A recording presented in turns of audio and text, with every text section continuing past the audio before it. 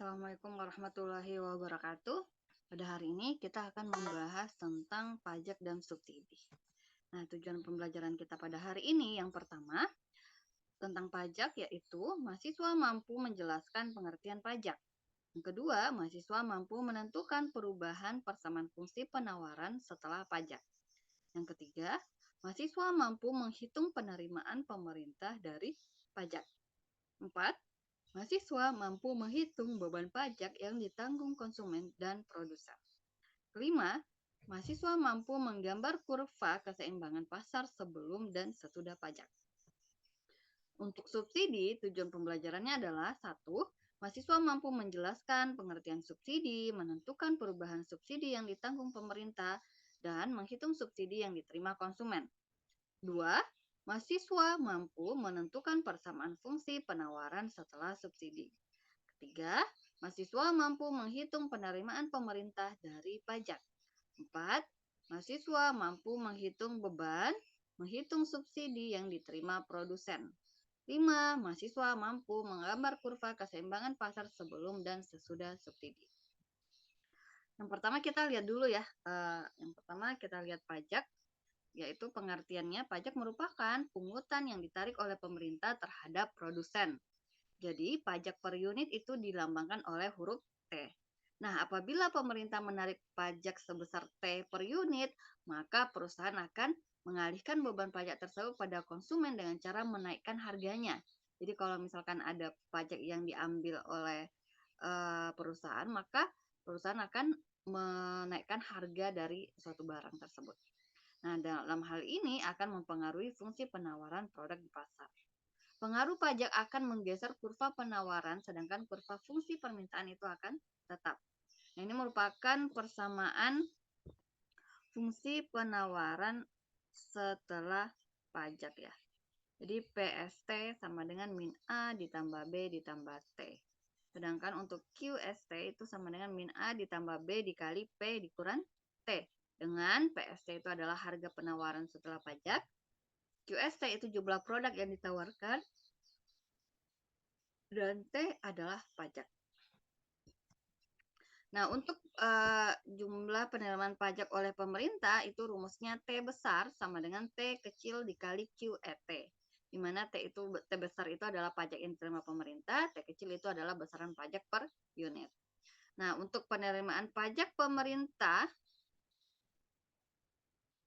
maka rumusnya TK sama dengan, oke ini yang ketiga ini bukan penerimaan pajak, beban pajak konsumen ya. Yang ketiga adalah beban pajak konsumen.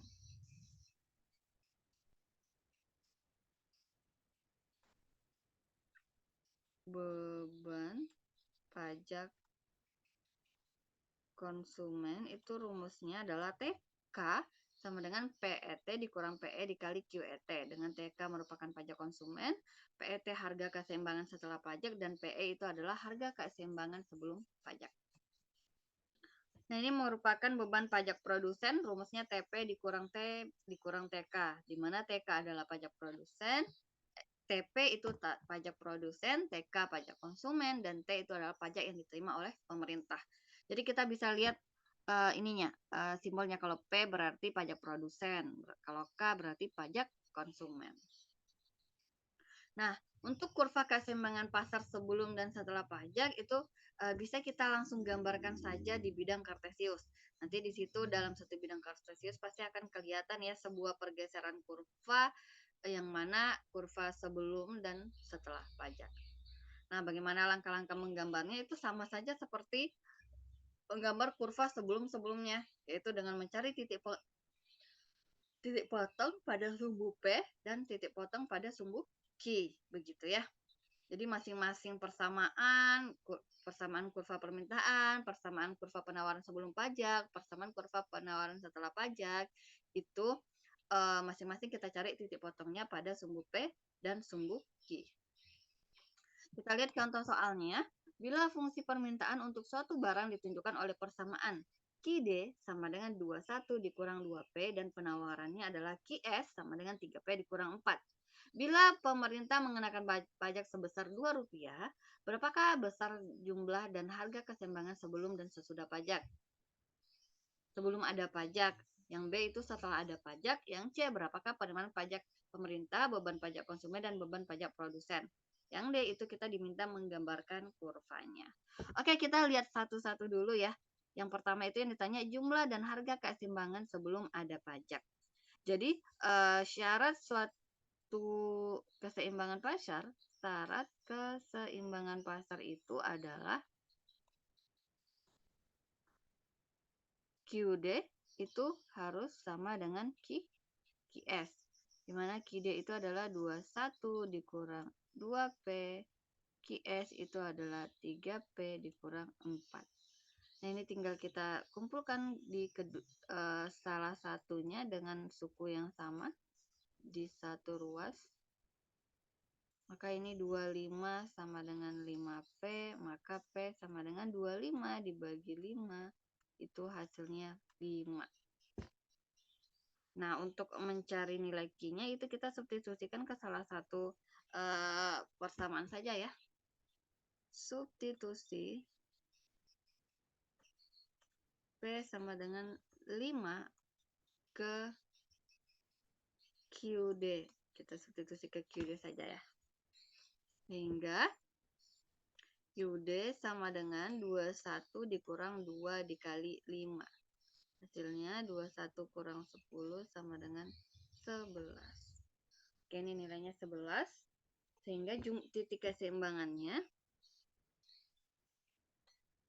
jadi jumlah keseimbangan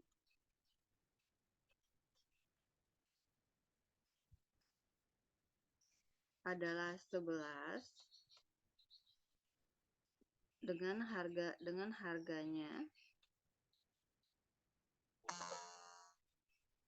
Oke, sebentar.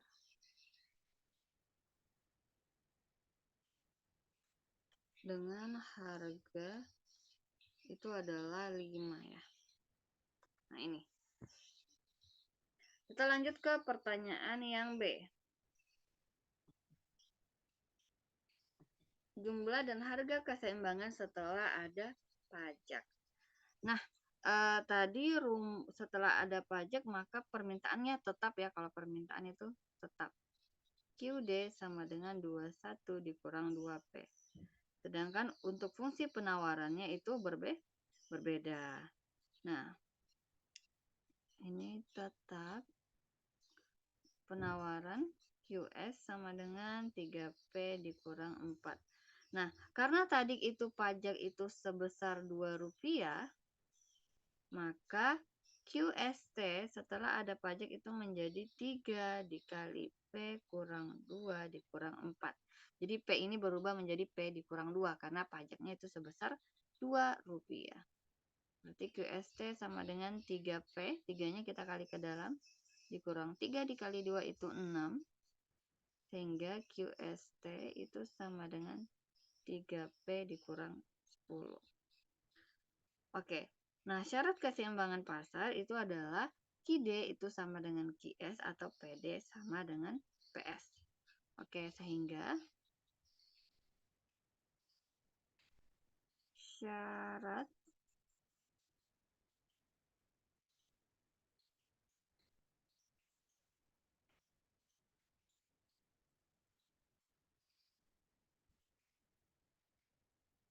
pasar itu adalah QD sama dengan QS ya.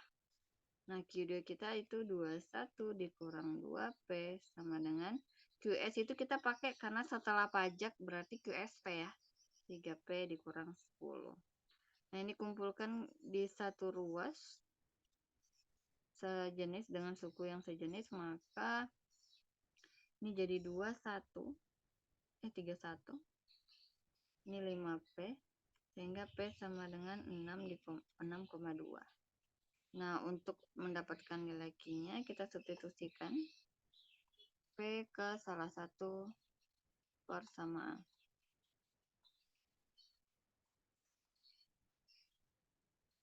Kita substitusikan ke QST aja ya. Hingga QST-nya kita bisa tulis QST sama dengan 3P. P-nya langsung kita substitusi 6,2 dikurang 10. QST sama dengan ini 18,6 kurang 10. Ini jadinya 8,6. Oke. Nah, sehingga titik keseimbangannya jadi harga keseimbangan itu 6,2 dengan jumlah 8,6 begitu. Oke, kita lanjut yang C, penerimaan pajak pemerintah, beban pajak konsumen, dan beban pajak produsen. Kita lihat yang pertama itu penerimaan pajak pemerintah.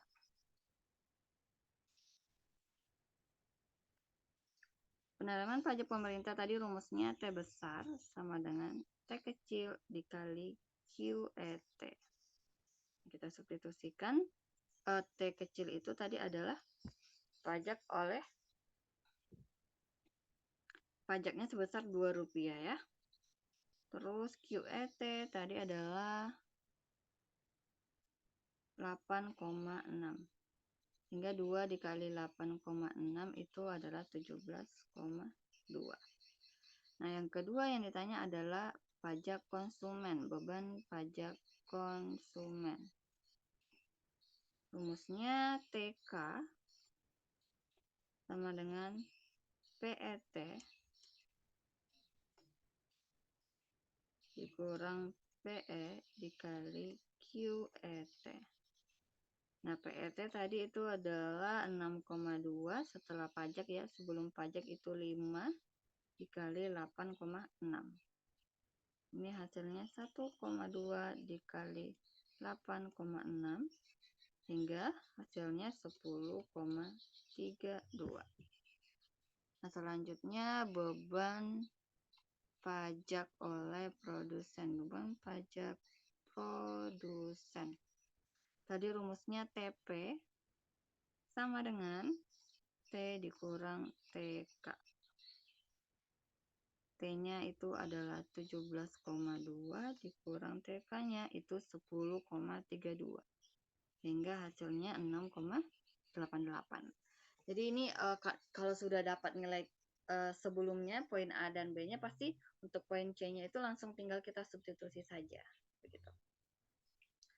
Nah, yang keempat itu kita diminta menggambarkan kurva keseimbangan pasar sebelum dan setelah pajak. Nah, pertama ini ada banyak yang harus digambarkan ya. Yang pertama itu kita menggambarkan kurva permintaan. Dengan persamaan QD sama dengan 21 dikurang 2P. Nah, yang pertama kita cari tipot titik potong pada tipot sumbu Q. Berarti P sama dengan 0. Sehingga QD sama dengan 21 dikurang 2 dikali 0. Itu hasilnya 21. Maka titiknya adalah 21,0. Terus yang kedua kita mencari tipot sumbu P dengan Q sama dengan 0.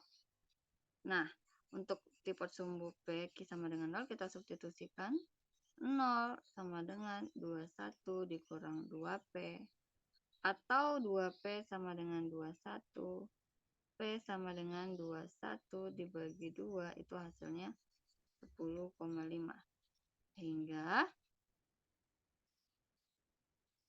ini jadinya titiknya 0,10,5.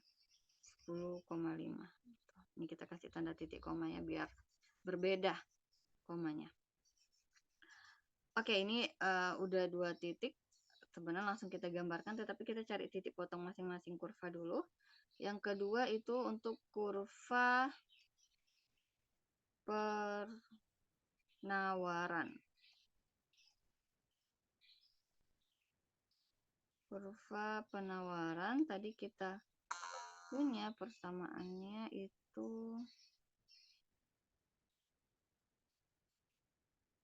penawaran, persamaannya adalah QS sama dengan 3P dikurang 4. Hingga kita yang pertama cari tipotnya, tipot sumbu Q, maka P sama dengan 0. Kita cari Q sama dengan 3 dikali 0 dikurang 4. Jadinya min 4. Sehingga titiknya min 4,0. Yang kedua itu adalah tipot sumbu P dengan Q sama dengan 0. Nah, kita substitusikan, berarti 0 sama dengan 3P dikurang 4. Terus 4 sama dengan 3P, maka P sama dengan 4/3. 4/3 ini itu nilainya 1,33. 1,3 saja kita ambil. Sehingga titiknya adalah 0,1,3. Oke, yang ketiga itu kita akan mencari titik potong kurva penawaran setelah pajak. Kurva penawaran setelah pajak. Oke. Nah, tadi kita punya kurva penawaran itu QST sama dengan 3P dikurang 10. Pertama kita cari tipot sumbu Q, berarti P sama dengan 0. Nah, ini kita masukkan Q sama dengan 3 dikali 0 dikurang 10 sama dengan min 10. Berarti titiknya itu min 10,0. Yang kedua itu kita cari tipot sumbu P. Q sama dengan 0. Sehingga 0 sama dengan 3P dikurang 10. Berarti 10 sama dengan 3P. Berarti P sama dengan 10 dibagi 3. Atau nilainya 3,3. Sehingga titiknya itu adalah 0,3,3. Nah, kalau kita sudah dapat semua titik-titik potongnya, maka kita tinggal gambarkan saja. Nah, ini gambarnya ya. Kalau yang QD itu merupakan fungsi permintaan, yang ini merupakan fungsi permintaan. Kalau yang di bawah ini merupakan penawaran sebelum pajak.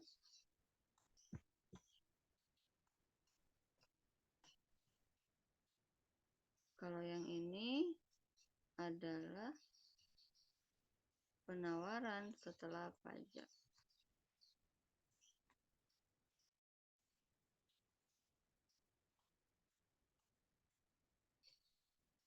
Oke.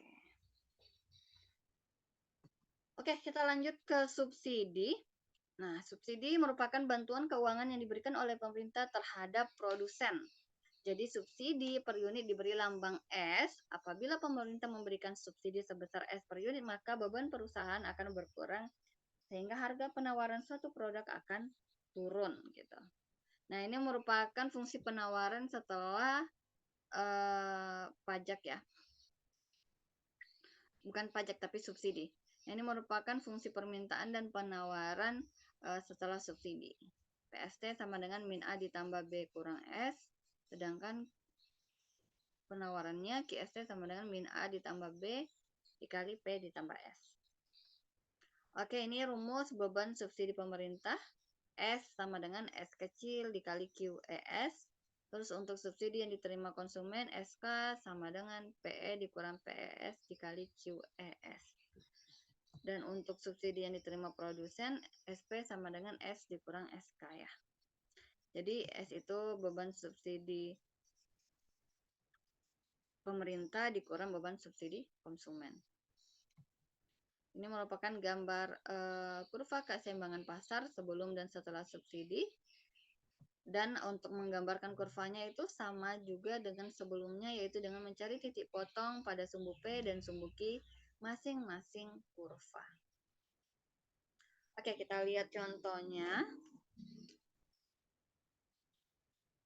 Bila fungsi permintaan untuk suatu barang ditunjukkan oleh persamaan QD sama dengan 10 kurang P, untuk fungsi penawarannya QS sama dengan 2P dikurang 6. Bila pemerintah mengenakan pajak sebesar Rp2, maka berapakah besar jumlah dan harga keseimbangan sebelum ada subsidi? Yang B itu besar jumlah dan harga keseimbangan setelah ada subsidi, dan yang C berapakah beban subsidi pemerintah, subsidi yang diterima oleh konsumen, dan subsidi yang diterima oleh produsen. Sedangkan yang D itu kita diminta untuk menggambarkan kurvanya. Oke, yang pertama kita lihat adalah tadi syarat keseimbangan pasar.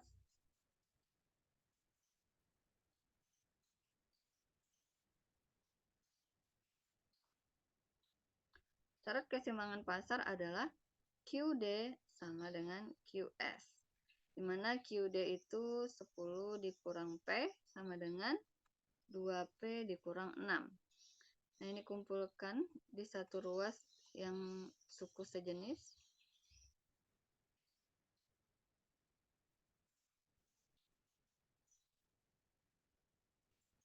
Sehingga ini nilainya 5,3 nilai P-nya ya. Untuk mendapatkan nilai Q, kita substitusi ke salah satu.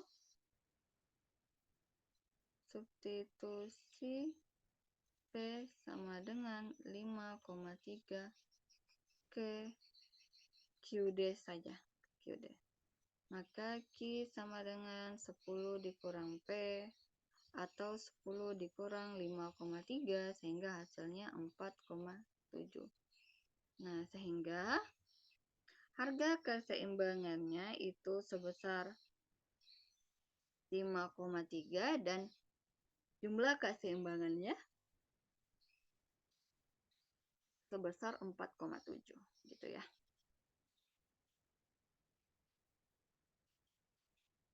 Jadi harga keseimbangan itu 5,3 dengan jumlah keseimbangan 4,7.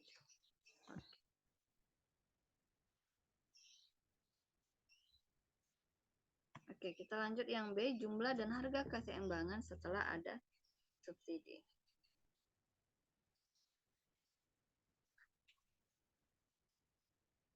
Nah, untuk fungsi permintaannya itu tetap ya, fungsi permintaan tetap. Fungsi permintaan tetap itu senilai QD sama dengan 10 kurang P. Nah, sedangkan untuk fungsi penawaran setelah ada subsidi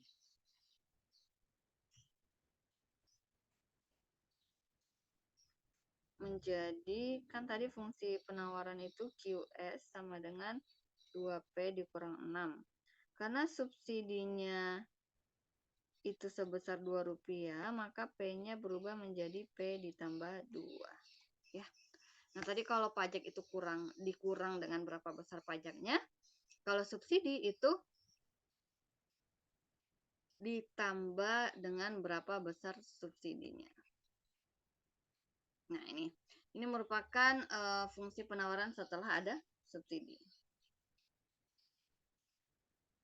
Nah, untuk mencari titik keseimbangannya, kita cari dulu dengan syarat keseimbangan.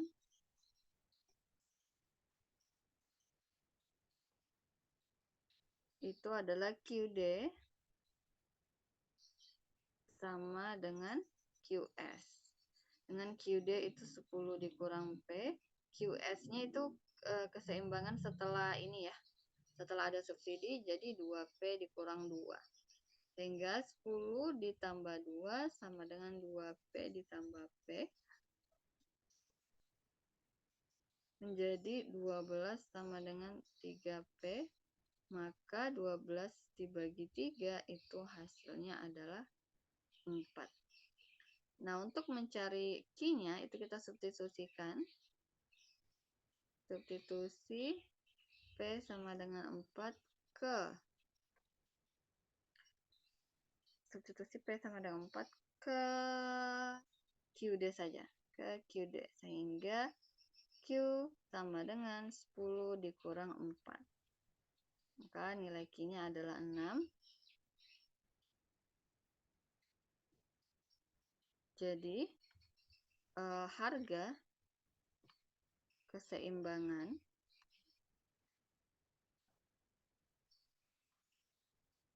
setelah ada subsidi itu sebesar 4 dan jumlahnya adalah 6. Oke, ini.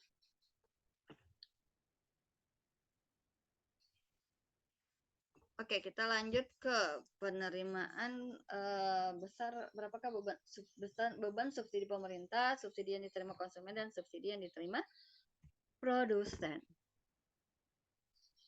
Yang pertama adalah beban subsidi pemerintah.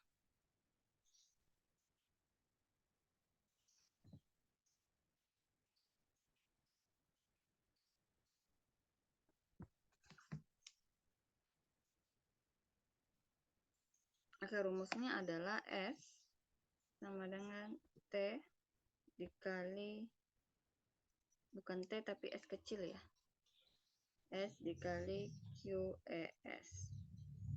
S-nya itu 2 dikali QES-nya 6, sehingga ini hasilnya 12.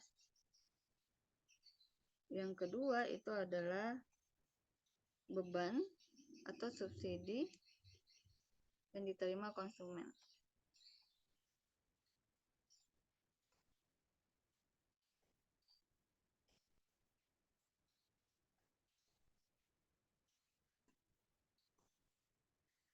Oke, subsidi yang diterima konsumen rumusnya SK sama dengan P dikurang PES dikali QES. P-nya tadi 5,3 dikurang PES-nya, bukan PES ya, tapi mana tadi 5, oh ya benar P. 5,3 dikurang 4 dikali QES itu adalah sebesar 6 Q ya. Nah, sehingga ini menjadi 1,3 dikali 6 itu hasilnya 7,8.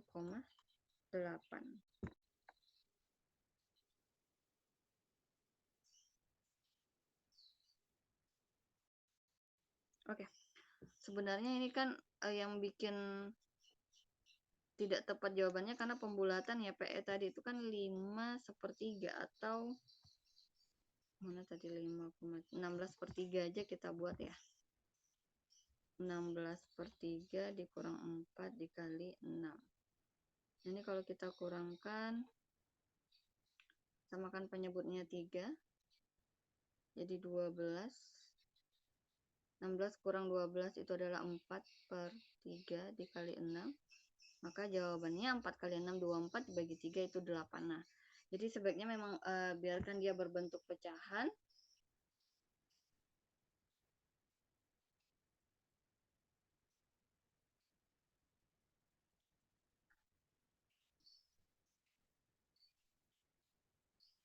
Agar tidak terjadi error ya.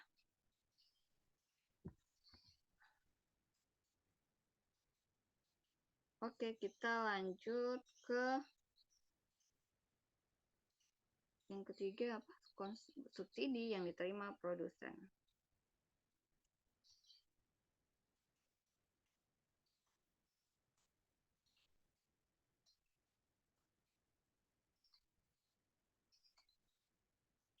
Oke, tadi rumusnya SP sama dengan S dikurang SK. S-nya itu 12, SK 8, maka nilainya itu adalah 4. Gini. Oke, kita lanjut ke kurva keseimbangannya ya. Sebelum dan setelah ada subsidi. Nah, tadi kita harus mencari tipe masing-masing kurva. Yang pertama itu kurva permintaan.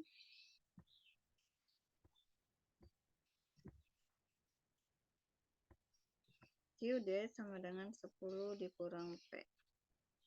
Nah, kita cari titik potongnya dulu.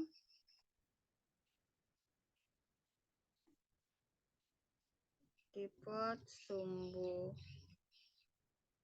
Q, P sama dengan 0. Kita substitusikan Q sama dengan 10 kurang 0 sama dengan 10. Maka titiknya adalah 10,0. Yang kedua, itu tipe sumbu P. Jadi Q sama dengan 0. Sehingga 0 sama dengan 10 kurang P. Atau P sama dengan 10 sehingga titiknya itu 0,10. Terus yang kedua itu adalah kurva penawaran. QS sama dengan 2P dikurang 6. Nah, di sini kita cari dulu tipe sumbu Q, P sama dengan 0, sehingga Q sama dengan 2 dikali 0 dikurang 6, atau sama dengan min 6. Sehingga titiknya adalah min 6,0.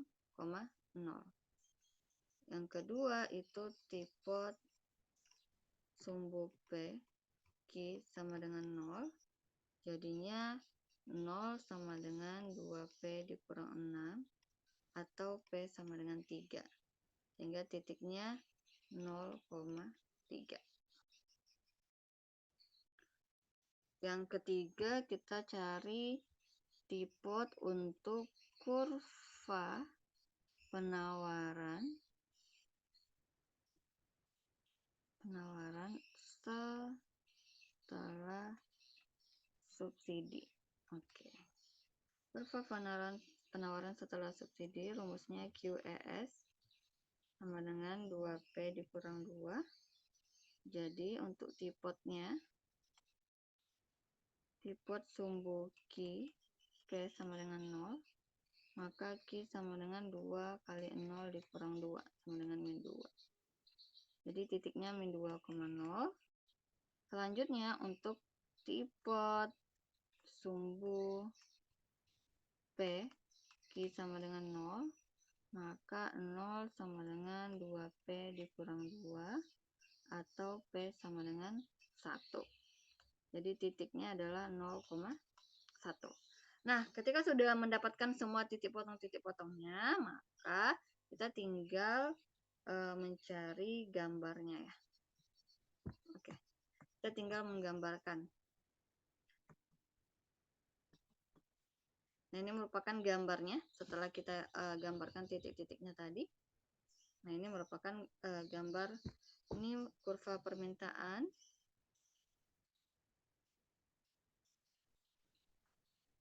Ini penawaran. Ini merupakan kurva penawaran setelah ada subsidi.